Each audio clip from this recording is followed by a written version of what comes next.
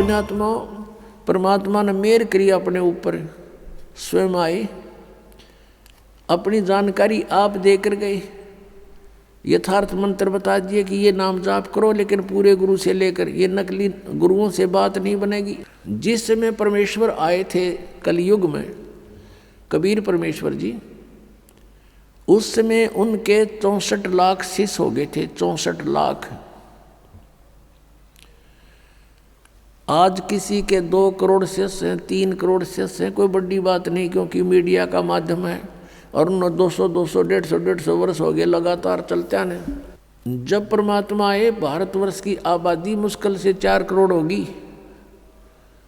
सन 1398 से सन 1518 तक 120 वर्ष परमात्मा रहे थे, और उसमें भारतवर्ष की बहुत बड़ी सीमा थी। पश्चिमी पाकिस्तान, पूर्वी पाकिस्तान, अफगानिस्तान, बलोचिस्तान, इराक, ईरान तक, ये सब भारत ही था। और उस समय सारा मिलाकर 4 करोड़ आबादी नहीं थी, और उसमें से 64 लाख शेष बनना हिंदू और मुसलमान, ये कोई बालकों वाली बात नहीं है, वो समृद्ध शक्ति थे। तो हम शेष क्यों बने थे, उसमें ज्ञान तो कोई समझे नहीं था।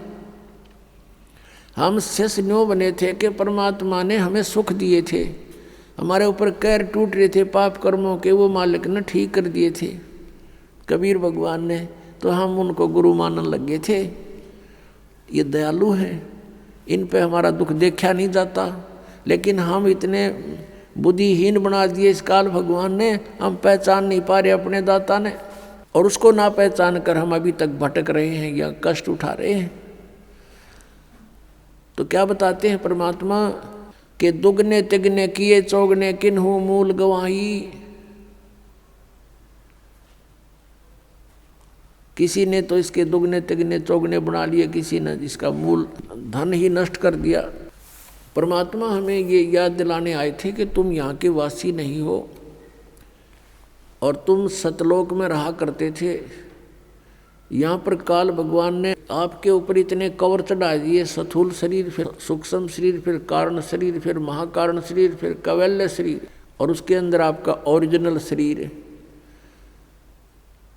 तो आपको, और फिर ये ऐसा शरीर दे दिया, इसमें कदे बीपी आई, कदे लो हो जा, कभी कोई बीमारी, कोई टेंशन होगी, हर समय आपको पीड़ित रखता है। इसलिए हम उस परमात्मा को पहचानने में सफल नहीं हो पा रहे।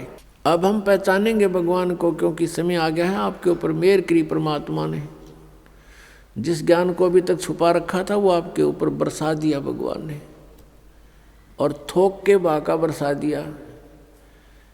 1 महीने में 2-2 सत्संग, 3-3 दिन के, और आप जी को फिर वहाँ से जमानत भी परमात्मा करवा के लाता आपकी। ये ना सोचना कि आप स्वयं आ पाओगे यहाँ पर, इधर आपका मुख भी नहीं करने दे ये काल, ये सत्कर मान लेना। और चाहे कहीं चले जाओ, ये खुश रहता है। किसी राधा स्वामी में देखो करोड़ों शिष्य, धन सतगुरु में देख लो लाखों करोड़ों शिष्य हैं, वहाँ बेशक जाओ, पर यहाँ आने से पहले 100 बाधाएं पैदा करने की चेष्टा करता है। उसको पता है कि वो तो अपने ही हैं, पंथ हैं, काल के ही पंथ हैं। वो तो ना वहाँ नाम है, ना उनका ज्ञान है, दुनिया को काल के जाल में फंसा के बैठा रखा है। और यहाँ आने से उसकी पोल पाटे सारी। तो यहाँ आपको परमात्मा लेकर आते हैं, आपकी जमानत करा के लाते हैं कि 3 दिन की जमानत, 4 दिन की जमानत करवा ले। काल की कैद है या, इस कैद में हम अपना वो कर्म भोग रहे हैं जो हमें सज़ा मिली हुई है, और वहाँ से 3 दिन की छुट्टी करा के लाऊँ आपकी, यह जमानत पा रहे हो आप। ये समझ लेना, यहाँ कोई काम नहीं, परमात्मा के नाम के सिवा दूसरी बात नहीं। और यहाँ कर भी कोई और बात चलाता है तो महा अपराधी प्राणी है। कहते सत्संग के माँ आके कोई बात चलावे और 30 अपराधी आत्मा को 3 लोग नहीं ठोर। तो यहाँ आप आते हो, भगवान की चर्चा करते हो, किसी से आप सुनते हो, किसी को सुनाते हो, नए को अपना दुख जो भगवान ने सुनवाई की आपकी वो बताते हो, अनुभव बताते हो। तो ऐसे सारा दिन आपका मालिक की चर्चा में जाता है, यहाँ कोई टेंशन नहीं। और पुण्यात्मा सतलोक में ऐसा ही है, वहाँ कोई काम नहीं है आपको, वहाँ निष्कर्म में मुक्ति मिलती है, मोक्ष मिलता है, बिना काम के वहाँ फल खाने को मिलता है, भरे भंडार हैं भगवान के, कोई उसमें कमी नहीं। तो यहाँ आप आते हो, आप यहाँ आते हो अपना कुर्ता पजामा लेकर आते हो, बाकी सारी सुविधा परमात्मा ने दासों के माध्यम से आप पुण्यात्माओं के लिए करवा रखी है। और यहाँ कर भी इसका सदुपयोग नहीं करते हो, भक्ति नहीं करते हो, चर्चा भगवान की छोड़ रिश्तेदारी की बतलाते हो, तो तुम भक्त नहीं हो, तुम धोखा दे रहे हो अपने आप को भी। ठीक है, 2-4 मिनट कोई बातें करनी भी पड़ जाए रिश्तेदारी की, गृहस्थी की, वो 10 से 5 मिनट की होती है, बाकी नहीं घसीटे, उन्हें घना लंबा चौड़ा नहीं बनावे।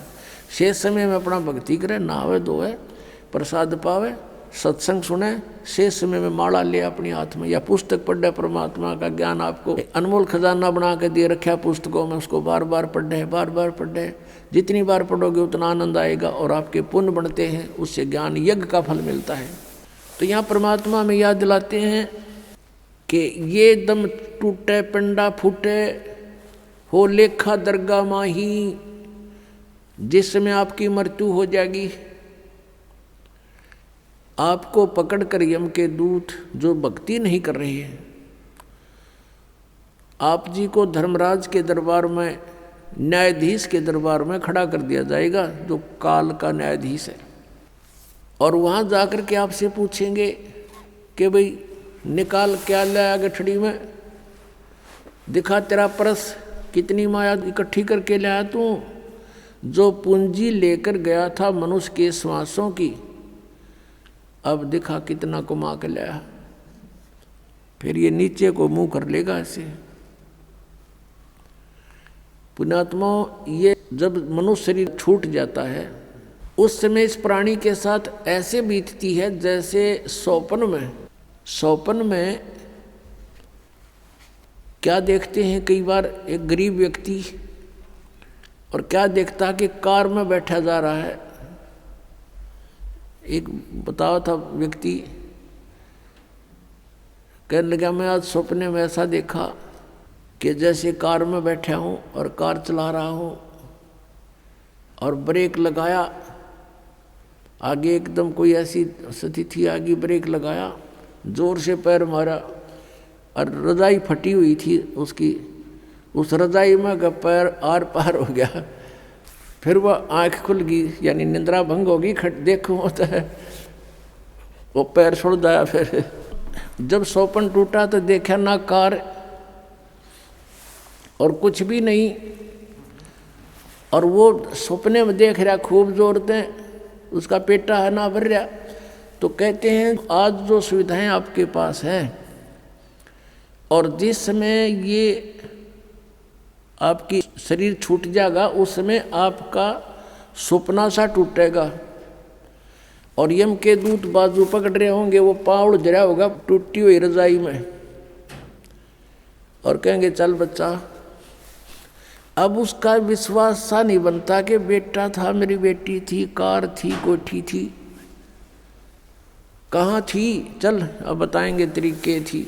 यहाँ बताते हैं कि ये सौपन जब टूट जाता है, जब इसका समझ में आवा है कुछ भी ना था, मैं तो वैसे ही दुखी हो रहा था कार में, कदे ब्रेक लाऊं था, कदे गियर बदलूं था, और था कुछ भी को नहीं। तो ये जो आज आप देख रहे हो, जब सपना टूटेगा, आपका मृत्यु होगी, आपको ऐसा लगेगा अरे के था, कौन सा बेटा, कहाँ बेटी, कहाँ कोठी, कुछ भी नहीं था। अब समझ लेना स्वप्न के बाद आपको क्या प्राप्त होता है, याद रह जाती है वो। तो धर्मराज के दरबार में जा करके इसको खड़ा कर दिया जाता है। फिर वो पूछता भाई निकाल, उसको तो मालूम तो होता है ये सारा।